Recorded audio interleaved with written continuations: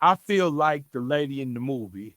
I may be a little bit of old, I may be a little old school, but the movie Coming to America, they was on the train and the lady yelled, "Go on, honey, take a chance." You remember that?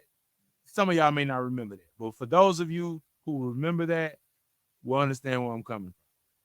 I think we may have to give Kamala a chance. We might have to.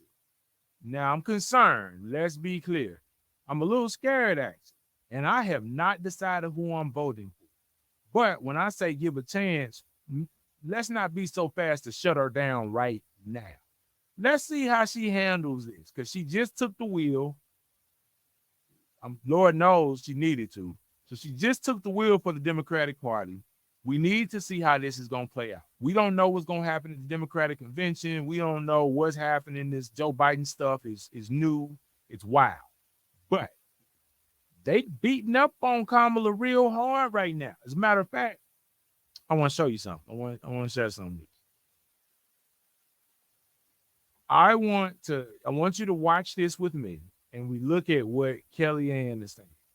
Now, I do feel Kellyanne crazy as hell, but she's a strategist because she's smart. Just because somebody's a little weird don't mean they ain't smart. She's definitely smart. We can't take that from her. But listen to what she got to say about Kamala. And Kamala Harris led the chorus of liars every single day, pretending that Joe Biden is a trapeze artist or a triathlete behind the scenes. And then we all see what we see with our own two eyes. She wasn't pretending that. Now, we know Joe Biden was a lot of things, but even when Joe Biden was at his prime, he wasn't no damn trapeze artist. Come on now. And that's just not true. Why did Kamala Harris or anybody else who's thinking of running for president or vice president, Sean, lack the courage, integrity, love of country to just say, listen, I love this man. I want him to step aside and spend the rest of his years. Let's hope there are 20, 30 more years, Joe Biden, in Delaware with his family. If you don't like the style of Kamala Harris, if cackling Kamala bothers you, if you see her with the word salads, if you don't like her style, wait till America learns her substance. This is somebody who ran for president in 2020. She had such a big rollout. She was 15% of the polls. She had huge endorsements, raised a ton of money, and fell out of that top tier fairly quickly because people got to know her and hear her. She didn't get a single delegate. She had disastrous staff turnover as vice president. I check it on the daily. Her public schedule, gentlemen, rarely has anything on it or one or two things on it. She does not speak well. She does not work hard. All right, so Kellyanne, let me ask you. And she should not be the standard bearer for the party. Yes, sir. Will in fact, the voices of Barack Obama and Chuck Schumer and Nancy Pelosi and Hakeem Jeffries, they had an opportunity, and they have an opportunity right now to come out in favor of Kamala Harris. Their silence, to me, is revealing and deafening. Thoughts? Yes, they want an open primary. I think they want more of an open. Hold on, I ain't gonna front. It is a little weird that none of them have said anything, especially immediately once Kamala decided to step into Kamala. I'm sorry, y'all. I be calling her Kamala, Carmelita. I really don't mean no disrespect. It just, the name kind of rolls off my tongue a little strangely, but it's respectful to call people by their name.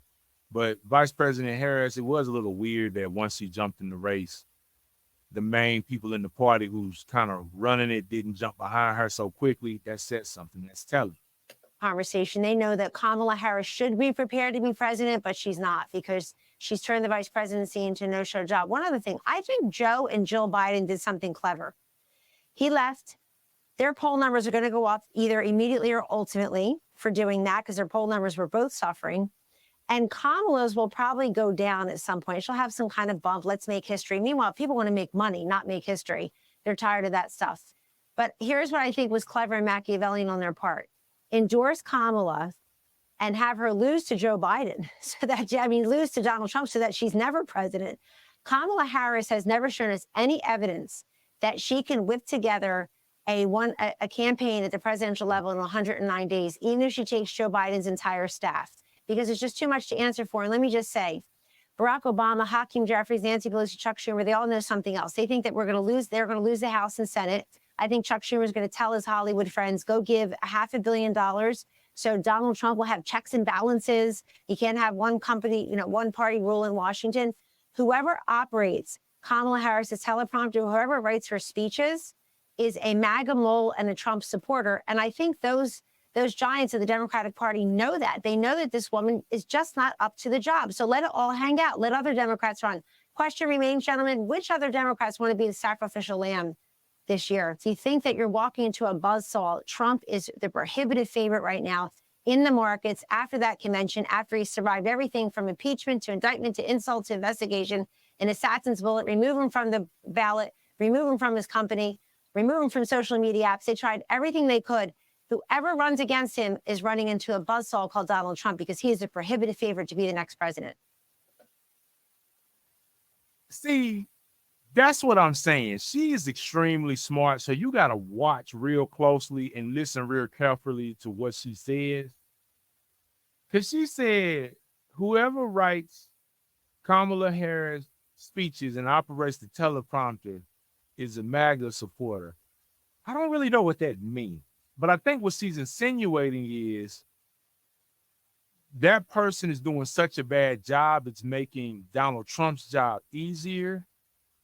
Or she could be insinuating that there's more going on in the Democratic Party than we understand, and they just really setting her up for the great fall. This has gotten real complicated.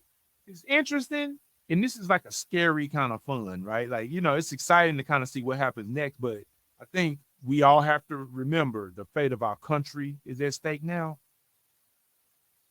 And I just think we do have to give her a chance because we see what the Republicans have to offer. They got Trump. Like him or not, that's what they got.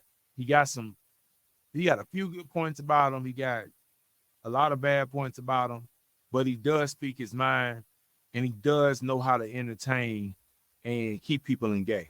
You got to give it to him. Kamala, I don't know what her superpower is yet, actually. I'm willing to give her a shot for the next couple months just to see if she's going to compel me, intrigue me, get me excited about it. And this is the conversations that I've been having with a lot of people about this. So I hope that she can do that. I hope. And there's a glimmer of hope that she can do it. Maybe if she does find a new teleprompter operator to do it for her. I mean, is that what it comes down to? Like, we're not talking about a speech writer. We're talking about a teleprompter writer. Maybe she can tighten up on some of the things that she's weak on. But the exciting thing is she's figured out who her new VP is going to be. And from what I understand, her new vice president who's supposed to be running on the ticket with her is Josh Shapiro. That's a really, really interesting thing. We're going to get into why that's interesting and who Josh Shapiro is. There was a lot of choices that she had, but the streets are talking and they saying that that's who the next person is. You'll probably see a confirmation pop out, but the streets are talking and we listening, so we're going to see what it is. In the meantime, let's think about giving Kamala a shot. Not necessarily giving her a shot to vote for her out the gate, but giving her a shot to understand who she is, what she can offer to the party, what she can offer to the country. And then we make an educated decision on that if that's the move that we need to make. I'm just saying. All right. Until the next time, stay unlikely and be unstoppable. I'll catch you on the flip.